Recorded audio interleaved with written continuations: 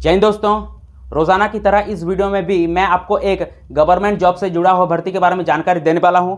दोस्तों, अगर आपका मिनिमम क्वालिफिकेशन 10th पास है, अगर आप मैट्रिक पास कर चुके हैं और आपका एज अगर 18 साल कंप्लीट हो चुका है और अगर आपको कंप्यूटर का नॉलेज है, आपके पास अगर टाइपिंग का स्पीड है, टाइपिंग का नॉलेज है, चाहे हिंदी में हो चाहे इंग्लिश में हो या हिंदी इंग्लिश टाइपिंग का अगर आपके पास स्पीड है, नॉलेज है, तो मैं आज आपको एक ऐसे भर्ती के बारे में बताने वाला हूं जिसमें सैलरी बहुत बढ़िया रहने वाला है और इसमें अगर आपका सिलेक्शन होता है तो आप पोस्टिंग बहुत ही अच्छा होने वाला है।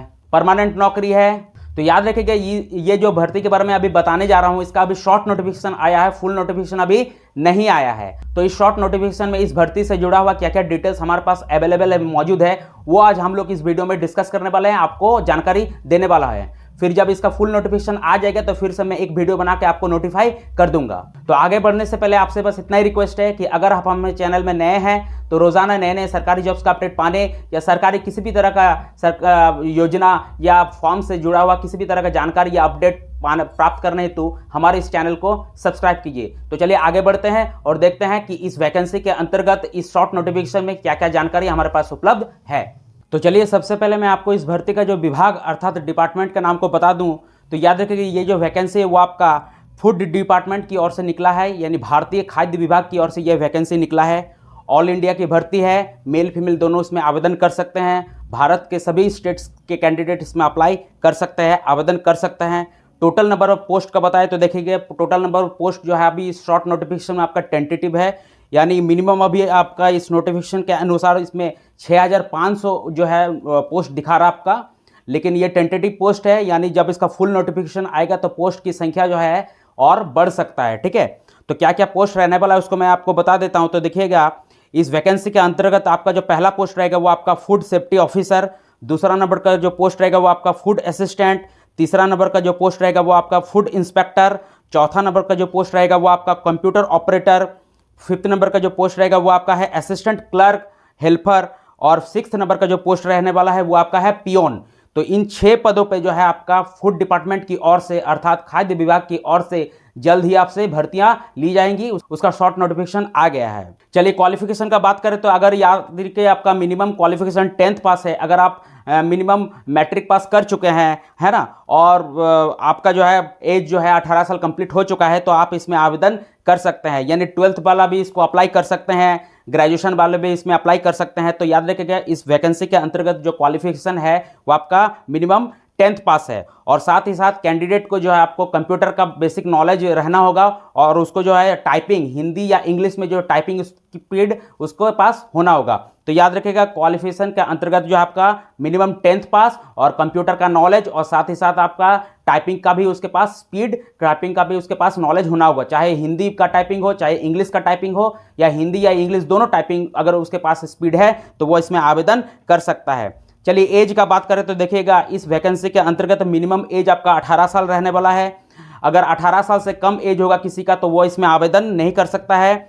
और जनरल और ईडब्ल्यूएस वालों कैंडिडेट के लिए जो है अधिकतम उम्र जो है 27 साल रहने वाला है, यानी जनरल और ईडब्ल्यूएस के लिए आपका एज लिमिट 18 से 27 साल रहने वाला है।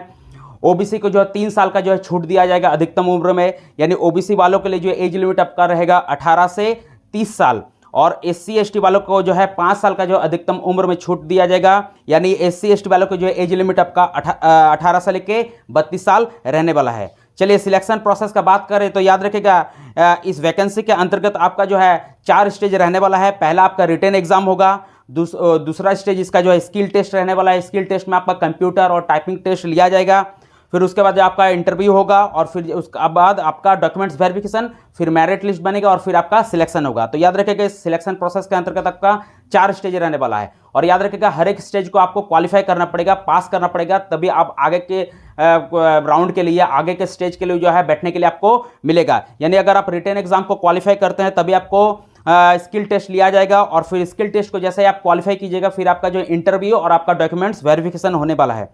सैलरी का बात करें तो देखिएगा इसमें आपका अगर सिलेक्शन होता है तो आपका सैलरी जो रहेगा वो आपका 28,200 से लेके 79,200 रुपये तक जो आपका सैलरी हो सकता है और साथ ही साथ दूसरे सब जो है आपका भत्ते भी आपको दिए जाएंगे। तो याद रखें कि इसमें सैलरी बहुत बढ़िया रहने वाला है। फ़ी का बात करें तो देखिए इसमें जनरल EWS और OBC वालों को 300 रुपये का जो है आवेदन शुल्क देना पड़ेगा और SC ST महिला को कैंडिडेट को जो है 200 रुपये का आवेदन शुल्क देना पड़ेगा। और याद रखेगा ये जो आवेदन शुल्क है वो आपको ऑनलाइन तरीके से जो है पे करना पड़ेगा। चलिए आगे बात करते हैं जॉब लोकेशन का। तो याद रखेगा इसमें अगर आपका सिलेक्शन होता है तो आपका पोस्टिंग ऑल ओवर इंडिया में कहीं पे भी हो सकता है, इंडिया के किसी भी स्टेट में जो है आपका इसमें पोस्टिंग हो सकता है। चलिए अब इस भर्ती में जो रिटन एग्जाम होगा तो उसके सिलेबस को जरा सा हम लोग देख लेते हैं। तो इसमें याद रखिएगा आपका मैथ से जो है 30 क्वेश्चंस पूछे जाएंगे 30 मार्क्स के, यानी हर एक क्वेश्चन आपका एक मार्क्स का रहने वाला है। तो उस हिसाब से मैथ के 30 क्वेश्चन 30 मार्क्स के रहने वाले हैं। जीके में आपको 30 क्वेश्चन पूछा जाएगा 30 मार्क्स का रहने वाला है। जीके के अंतर्गत आपका इतिहास, भूगोल, नागरिक, साइंस सारा चीज से रिलेटेड क्वेश्चन पूछा जाएगा। रीजनिंग के 25 क्वेश्चन रहेंगे 25 मार्क्स के, और करंट अफेयर्स से जो है आपका 15 क्वेश्चंस रहेंगे 15 मार्क्स के। तो इस हिसाब से अगर हम लोग देखें तो इस रिटन एग्जाम में टोटल 100 क्वेश्चंस रहेगा और फुल मार्क्स आपका 100 रहने वाला है, यानी हर एक क्वेश्चंस आपका एक मार्क्स के हिसाब से रहने वाला है। और याद रखिएगा इस रिटन एग्जाम में किसी भी तरह का कोई नेगेटिव मार्किंग नहीं होगा। और इस रिटन एग्जाम को क्वालिफाई करने के लिए कैंडिडेट को मिनिमम जो आपका याद रखिएगा 60% मार्क्स लाना पड़ेगा, तभी जो है वो इस रिटन एग्जाम को क्वालिफाई माना जाएगा, पास माना जाएगा। फिर वो जो है आगे का जो स्किल टेस्ट है उसमें वो शामिल हो सकेगा। चलिए अब मैं बता देता हूं कि इसका अप्लाई कब होगा। तो याद रखिएगा अभी इसका शॉर्ट नोटिफिकेशन आया है, तो अभी जो मैंने आपको डिटेल्स के बारे में जानकारी दी वो सारा शॉर्ट नोटिफिकेशन के अंतर्गत ये बताया गया है। अभी इसका फुल नोटिफिकेशन नहीं आया है। जब इसका फुल नोटिफिकेशन आएगा तो इसके एप्लीकेशन से डेट से जुड़ा हुआ संबंधित जो जानकारी आपको दिया जाएगा। सितंबर के फर्स्ट या सेकंड वीक से जो आपका इसका भर्ती, इसका आवेदन फॉर्म जो है देखने के लिए मिल जाएगा। चलिए अब बताते हैं कि इसको अप्लाई करने के लिए आपको कौन कौन सा डॉक्यूमेंट्स लगेगा। तो याद रखिएगा आपका जितने भी एकेडमिक क्वालिफिकेशन है, जैसे आपका 10th हो गया, इंटर हो गया, ग्रेजुएशन हो गया, वो सब का जो आपका मार्कशीट और ओरिजिनल पासिंग सर्टिफिकेट का जरूरत पड़ेगा। ओरिजिनल पासिंग सर्टिफिकेट यानी 1 साल के बाद जो आपको मिलता है पास करने के बाद, है ना। तो जितने भी आपके एकेडमिक क्वालिफिकेशन के मार्कशीट और ओरिजिनल पासिंग सर्टिफिकेट है वो आपको लगेगा। आधार कार्ड लगेगा, आपका पासपोर्ट साइज का फोटो लगेगा, ईमेल आईडी, फोन नंबर, जाति आवासीय आय सर्टिफिकेट की जरूरत पड़ेगा। जो रिजर्व कैटेगरी से फॉर्म डालेंगे यानी SC ST OBC, तो उन सभी को तीनों सर्टिफिकेट अर्थात जाति आवासीय आय तीनों सर्टिफिकेट की जरूरत पड़ेगा। लेकिन जो जनरल कैटेगरी से फॉर्म डालेगा उनको सिर्फ और सिर्फ आपका आवासीय सर्टिफिकेट की जरूरत पड़ने वाला है।